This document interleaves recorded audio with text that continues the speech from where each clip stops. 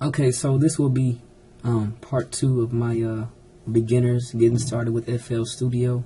The reason I'm starting off so basic is because there's a lot of basic things that that are very important that you may want to learn before you try to move on to the advanced steps or stages. And of course, I'm not the best at this. I mean, if you really want to learn from the professionals, the people who made this program, of how to use it, you can simply go to YouTube, ImageLine, FL Studio, and anything from the ImageLine website on YouTube is the official ImageLine site.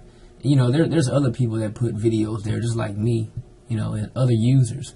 But if you really want to learn the program, learn it first from the people who made the program, not the people who use it.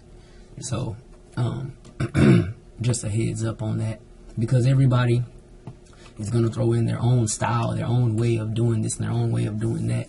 It's if you learn from the official people that made the program, they know this program better than anybody out there. So, like I say, start with ImageLine, then you can go on to some of the other users. But like I say, I showed y'all about the mixer track down here. I'm just trying to give y'all a preview of that. But one very important thing, and I'm using my keyboard. So if you see, once I click on these, you see I have this green light that lights up. So if I click on this and then I click on my keyboard, you're gonna see that. And sometimes for some people that won't work. I believe it's right here. Typing, you see over here where it says, when I highlight, it says typing keyboard to piano keyboard. So I believe, let me see. Yeah, if I turn that off, it doesn't do anything. Oops. So yeah, another thing a lot of people have trouble with is this record button. I'm gonna get into that. Another thing people may, before I even get started, I should go to setting up your recording options. You may not be getting any sound right now, so you may be looking at me like I'm crazy. Well, not looking at me, but look at this program. But if you simply click options, audio settings, you come up with this box here.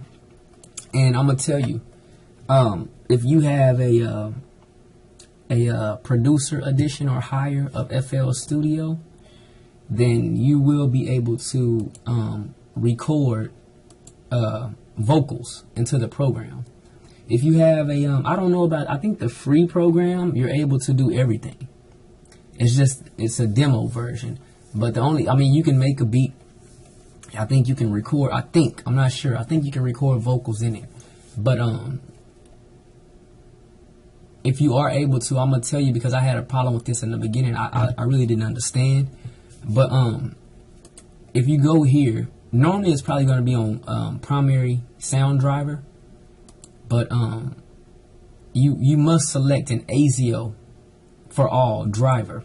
And when you download the program, normally it installs the ASIO driver for you. So like I say, when you come to this box, you need to look for that ASIO driver. Once you do that, that's the only way you'll be able to record. Once you do that, you'll click this panel here, show ASIO panel. And when you do that, these boxes come up. Let's see. Sometimes it might be like this, and you may not be able to, but it's just showing it in a basic format. And you see I have my mobile pre, whatever driver or sound device you're using, you need to have that. You see where you have your on and off buttons here. This one's the only one that's on.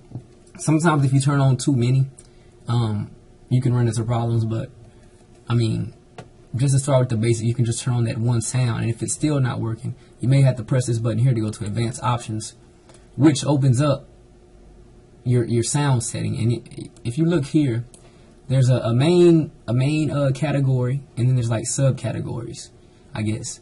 The subcategories are on for some of these. That really doesn't matter. As long as the main one isn't on, everything's off. So, but if you go, you see that my M audio is on, and I have my input on my audio, which where the mic sound comes in, is on, and I have my output where the sound comes out from our M audio on. Now you can turn those off and on individually, and that's why it's set up like that. And this is your buffer size. You can see there it says lower latency and reduce glitches. If you're having problems with pops and crackles and all that, and the computer just not wanting to function, you're gonna have to move the slider over to the right. So I mean, that's another thing. But and you also have this buffer offset here, latency compensation.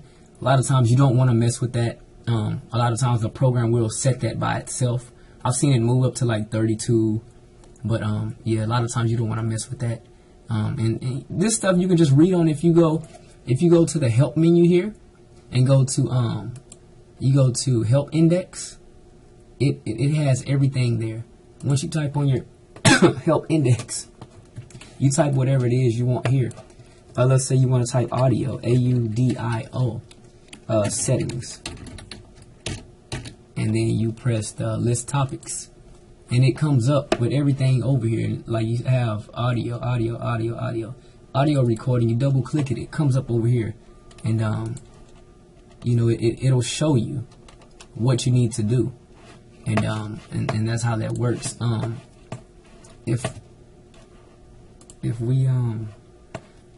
If we another thing I want to show you, because if you're still not getting sound after that, what you may need to do is click on this master track here, and you go down right here, and see, it depends on what boxes I have lit up on this program here. You see here I only have this main box on, but if I had all of these main boxes on, then when I go down here to the master track, all of them would show up. But you want to make sure that the sound is selected and make sure that's on the master, because if you just put a sound, let me tell you, this is the master, but if you have the kick, let's say the kick, and you want to put the sound on here on the kick only, and then you have it off on the master track, you're only going to get sound from that whatever's on send 1, which right now is the kick. You'll run into problems there, so it's not something you want to do. So I'm going to change this back to none, and I am going to change this back to, oh, it's already there, mobile pre. But like I say, you can read up on this stuff. A lot of times this right here, triple buffer, helps with when you have problems with your computer locking up and freezing up. And also you can change this down to 6-point Hermite or linear setting, but I just leave mine up as high as it can go because you get a better quality. I'm not able to go 512, too much popping and stuff, but these buttons here as well can help. You know, if you have a multi-threaded processor on your computer, like a i3 or i5 or i7 processor or whatever, then you know that you have more than one core or thread, I guess is what they call it. And when you highlight this, it's supposed to use all of them, all of your cores for this one program. Now, if you have those off, you may run into some issues. But sometimes when you turn those on, some computers just don't like them. You run into issues as well. So you have to play with that stuff. Smart Disable is a very good